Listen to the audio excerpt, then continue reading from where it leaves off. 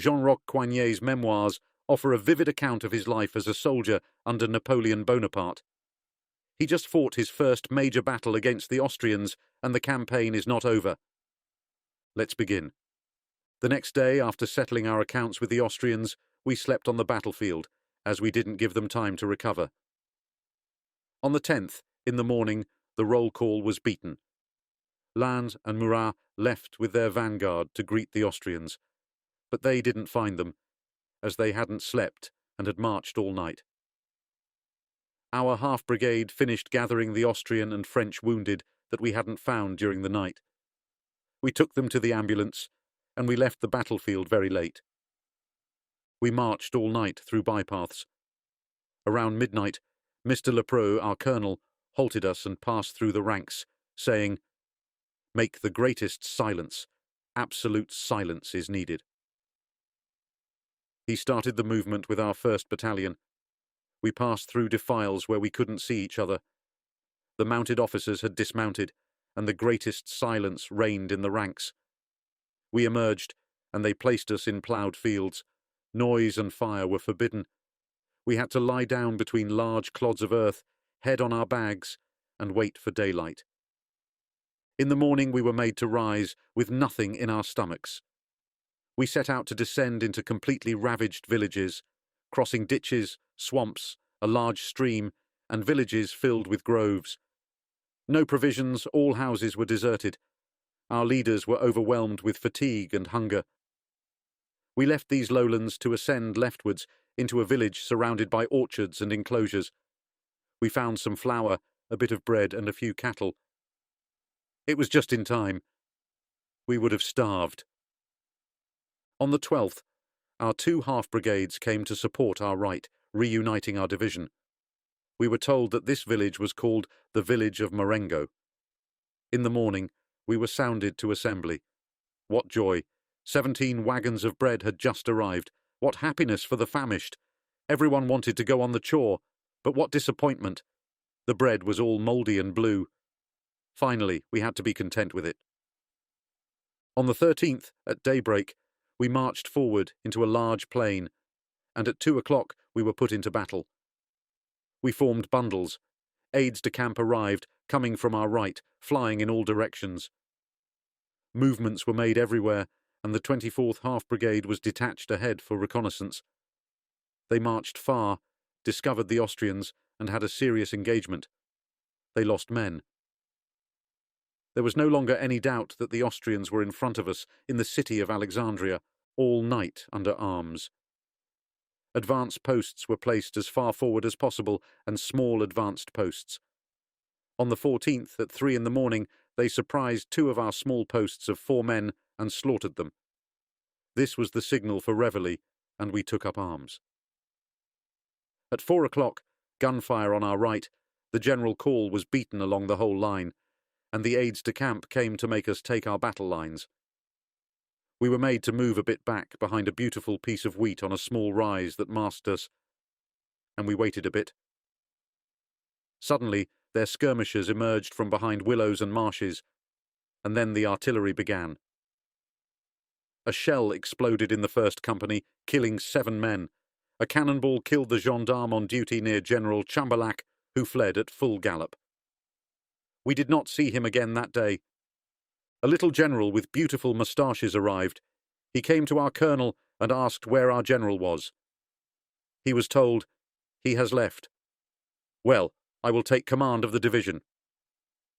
And he immediately took the grenadier company I was part of and led us to the attack in a line. We started firing. "Don't stop to load your arms," he said. "I will call you back with a roll call." And he ran to rejoin his division. He had hardly reached his post when the Austrian column emerged from behind the willows, deployed in front of us, fired a battalion volley, and showered us with grapeshot. Our little general responded, and we found ourselves between 2 fires, sacrificed. I ran behind a large willow. I leaned against it and fired into this column, but I couldn't stay there. Bullets came from all directions, and I was forced to lie head to the ground to shield myself from the grapeshot, which made branches fall on me. I was covered with them. I felt doomed. Fortunately, the whole division advanced by battalion. I got up and found myself in a battalion company where I stayed all day. As only 14 of our grenadiers were left out of 174, the rest were killed or wounded. We were forced to retake our initial position, riddled with grapeshot. Everything fell on us, holding the left of the army against the main road to Alexandria, and we had the hardest position to hold. They constantly tried to outflank us, and we had to keep reinforcing to prevent them from getting behind us. Our colonel multiplied everywhere behind the half-brigade to maintain us. Our captain, who had lost his company and was wounded in the arm, acted as aide-de-camp to our intrepid general. We could no longer see each other in the smoke. The cannons set the large wheat field on fire, causing chaos in the ranks. Cartridge pouches exploded. We had to retreat quickly to reform. This hurt us a lot, but it was restored by the bravery of the leaders who watched over everything. At the centre of the division was a barn surrounded by high walls, where an Austrian dragoon regiment was hidden. They attacked a battalion of the 43rd Half Brigade and surrounded it. The whole battalion was taken prisoner and led to Alexandria. Fortunately, the brave General Kellerman hurried with his dragoons to restore order. His charges silenced the Austrian cavalry, and order was restored. However, their numerous artillery overwhelmed us, and we couldn't hold on any more. Our ranks were thinning visibly. From a distance, you could only see the wounded, and the soldiers carrying them did not return to their ranks. This weakened us greatly. We had to give up ground, and no one was there to support us. Their columns renewed, and no one came to our aid. After burning so many cartridges, it was no longer possible to load them into our rifle barrels. We had to urinate in our barrels to clean them, then dry them by burning powder without wadding. We resumed firing and retreating in order, but cartridges were running low, and we had already lost an ambulance when the Consular Guard arrived with 800 men carrying cartridges in their linen bags. They passed behind the ranks and gave us cartridges. That saved our lives. Then the fire doubled, and the consul appeared. We were suddenly stronger. He lined up his guard in the centre of the army and had them march forward. They immediately stopped the enemy, forming squares and advancing in battle. The beautiful mounted grenadiers arrived at a gallop and charged the enemy, overthrowing their cavalry. Ah! That gave us a moment of respite, confidence for an hour. But unable to withstand the consular mounted grenadiers, they turned on our half-brigade and broke through the first platoons they sabred. I received such a strong sabre blow on the neck that my queue was half cut off. Fortunately, I had the thickest one in the whole regiment. My epaulette was cut with the coat, shirt, and a bit of flesh. I fell backward into a ditch. The cavalry charges were terrible. Kellerman made 3 consecutive charges with his dragoons. He led and brought them back. All this cavalry leapt over me as I lay stunned in the ditch. I got rid of my bag, cartridge pouch, and sabre. I grabbed the tail of a dragoon's horse in retreat, leaving all my gear in the ditch. I made long strides behind this horse which carried me, and I fell flat, unable to catch my breath. But thank God, I was saved. Without my hair, which I still have at 72, I would have lost my head. I had time to find a rifle, a cartridge pouch, and a bag. The ground was covered with them, and I rejoined the 2nd Grenadier Company, who welcomed me with friendship. The captain came to shake my hands. "I thought you were lost, my brave," he said. "You received a formidable sabre blow, for you have no queue left, and your shoulder is badly wounded. You should fall back as a file closer." "Thank you. I have a pouch full of cartridges, and I will avenge myself on the cavalrymen I can reach. They have hurt me too much. They will pay for it." We retreated in good order, but the battalions thinned visibly, all ready to flee if not for the good demeanour of the leaders. We reached noon without faltering. Looking back, we saw the consul sitting on the embankment of the main road to Alexandria, holding his horse by the bridle, flicking small stones with his whip. He didn't notice the cannonballs rolling on the road. When we were near him, he mounted his horse and galloped behind our ranks. "Courage, soldiers," he said. "Reserves are coming. Hold firm." And he was on the right of the army. The soldiers shouted, "Long live Bonaparte!" But the plain was strewn with dead and wounded. As there was no time to pick them up, we had to face everywhere. Battalion fires by echelon backwards stopped them, but those damned cartridges wouldn't go down in our rifle barrels again. We had to urinate in them to clean them. That made us lose time. My brave Captain Merle passed behind the 2nd Battalion, and the captain said, "I have one of your grenadiers. He received a formidable sabre blow. Where is he? Let him come out so I can see him." "Ah, it's you, Coignet." "Yes, Captain. I thought you were among the dead. I saw you fall into the ditch. They gave me a formidable sabre blow. Look, see. They cut my queue. Come on. Check my bag. Take my lifesaver and drink some rum to recover. Tonight, if we're still here, I'll come get you. I am saved for the day, Captain. I will fight hard." The other captain said, "I wanted to put him in the file closer. He didn't want to. I believe it. He saved my life at Montebello." They shook my hand. How beautiful gratitude is. I will appreciate it all my life. In the meantime, no matter what we did, we were losing heart. It was 2:00. "The battle is almost lost," our officers said, when an aide-de-camp arrived at full speed, shouting, "Where is the first consul? Here come the reserves. Courage. You will have reinforcements soon, in half an hour." And the consul arrived. "Hold firm," he said as he passed. "Here are my reserves." Our poor little platoons looked toward the Montebello road at every half-turn we made. Finally, cries of joy, "Here they are! Here they are!" This beautiful division arrived arms in hand. It was like a forest swaying in the wind. The troop arrived without running, with beautiful artillery in the intervals of the half-brigades and a heavy cavalry regiment closing the march. Arriving at their height, they found a chosen spot to line up. On our left, to the left of the main road, a very high hedge masked them. We couldn't even see the cavalry, and we were still retreating. The consul gave his orders, and the Austrians came as if they were marching home, arms on shoulders. They no longer paid attention to us, thinking we were completely routed. We had passed General Desai's division by 300 paces, and the Austrians were also ready to pass the line when thunder struck their column head. Grape shot, shells, battalion fires rained on them, and we charged everywhere.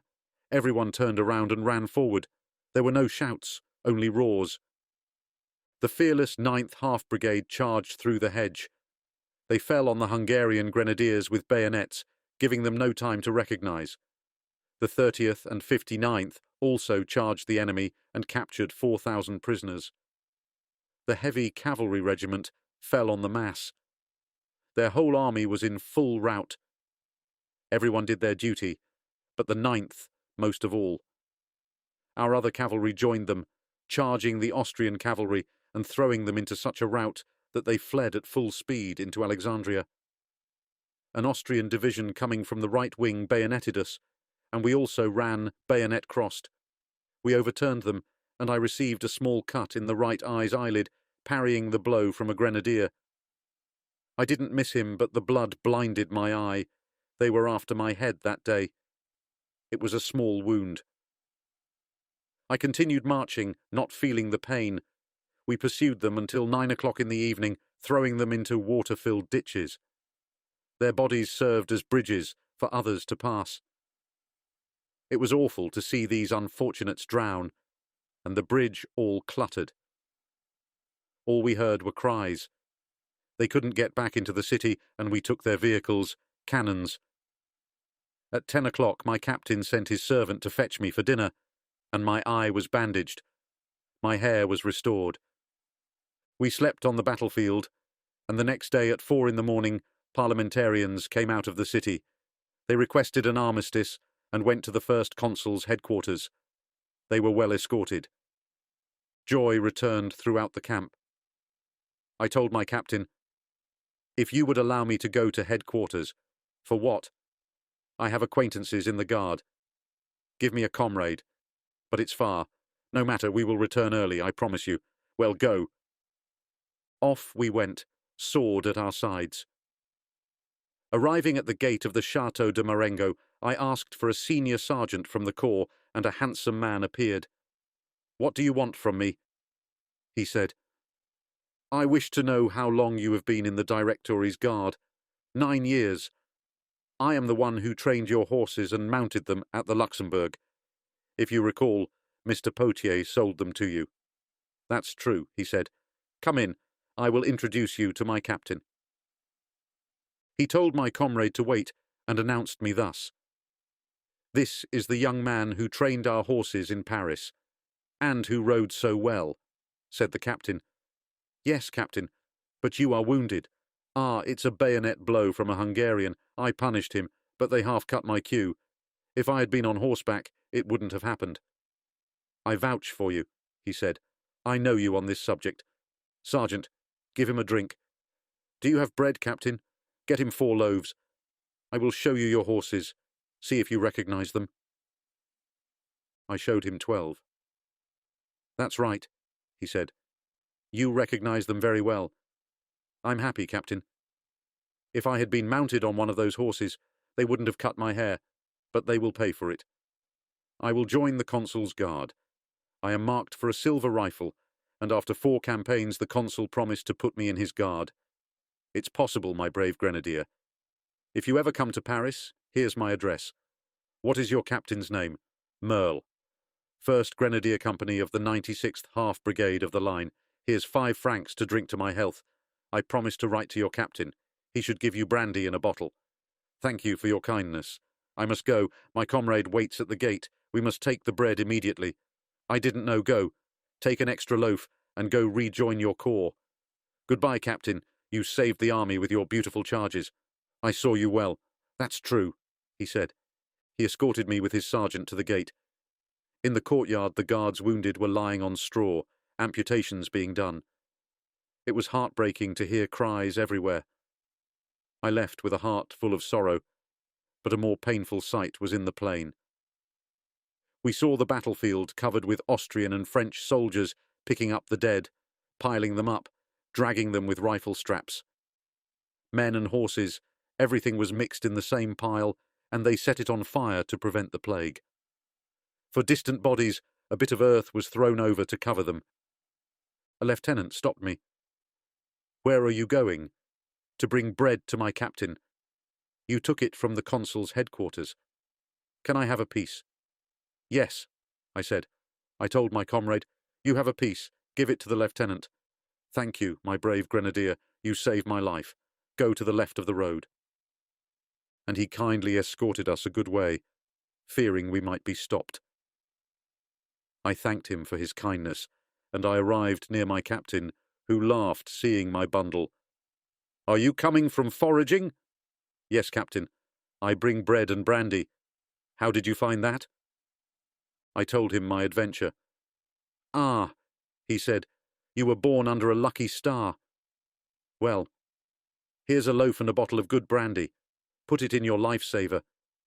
If you want to take a loaf for the colonel and the general, you will share it. They may be very hungry. It's a happy thought. I will gladly do your commission and thank you for them. Well, eat first and drink this good brandy. I'm happy to repay you for the brandy you gave me and the good meal you made me have. You will tell me all about it later. I will bring this bread to the colonel and the general." All this was counted on the captain's part. On the 16th, the army was ordered to carry laurels, and the Oaks had a bad time. At noon we paraded before the first consul, and our excellent general paraded on foot before the remnants of his division. General Chambalhac appeared on horseback before the division, but he was greeted with rifle shots from our half-brigade, and he disappeared. We never saw him again, and it remains a secret to us. But we shouted, "Long live our little general!" for the one who had conducted himself so well on the day of battle. On the morning of the 16th, General Melas sent us back our prisoners. There could have been 1,200, and it was a great joy for us. They were given provisions and were well celebrated upon arrival. On the 26th, the first Austrian column paraded before us, and we watched them pass. This superb column, there were enough to fight us at that moment, given how few we were. It was frightening to see so much cavalry, artillery, and 3 days the same. It was all baggage. They left us half of all their stores. We got considerable provisions and ammunition. They gave us 40 leagues of territory. They retreated behind the Mincio, and we closed the march of the last column. We travelled together. Our cripples rode on their carts. They kept the left side, and we kept the right side of the road. No one met, and we were the best friends in the world. We arrived in this order at the flying bridge on the edge of the Po. There we saw a hideous sight. Our marauders entered a castle, took silverware, and sold it to a cantiniere who had the misfortune of hiding these items. The castle's master, seeing the soldiers deposit his items in this woman's apron, rode to the river. He found the colonel and pointed out the receiver of the stolen items, the mark on the silverware, and the quantity. After verification, the cantiniere was condemned to be shorn, paraded naked on her donkey, and made to march before the regiment's front. 8 soldiers led the donkey, and this unfortunate woman trembled naked on this bare donkey. The silverware's master asked for mercy. She cried, but the soldiers laughed at everything. The unfortunate, exhausted from this position, relieved herself on the donkey's back, and the soldiers leading the victim front and back no longer wanted to do their duty, because the smell did not suit them. They threw the donkey and the woman into the Po to wash them and immediately pulled them out. The woman was expelled from the regiment, and the castle's lord gave her a purse. He cried sincerely. Since only 500 men could cross at a time on this flying bridge, we wasted no time, and we continued our march to Cremona, our garrison, for 3 months of the agreed truce. Cremona is a large city that can defend itself from a surprise attack. It has beautiful ramparts and solid gates. The place is considerable. There is a beautiful cathedral, a large clock, a spire circles it every 100 years. In the markets, everything is weighed, onions and herbs. It is filled with melons called watermelons, delicious. There are milk taverns, but it's the worst garrison in Italy. We slept on dusty straw and were infested with vermin. Our breeches, vests and jackets were in a deplorable state. I decided to try to get rid of the vermin that was eating me. I made an ash pit in a pot and put my vest in it. What a misfortune for me. Only the lining was left. The jacket was melted like paper.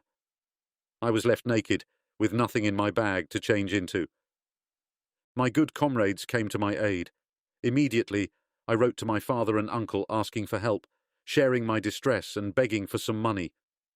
The reply was long in coming, but it arrived. I received both letters at once, not prepaid. Each cost 1 franc 50, 3 francs in postage. My old sergeant was there. Please read them for me. He took my 2 letters and read them to me. My father wrote, "If you were a bit closer to me, I would send you some money." And my uncle wrote, "I just paid for national goods. I can't send anything." Those were my 2 charming letters. I never wrote to them again in my life. After the truce, I had to mount 4 guards at the outposts as a lost sentinel on the banks of the Mincio for 15 sous each guard to pay off this debt. These 2 letters distracted me from my subject. I returned to Cremona, where we spent 3 months in complete misery. Our half-brigade was completed, and our company was organised. A third was taken from the 2 companies to pair them, and grenadiers were drawn from the battalion to complete us.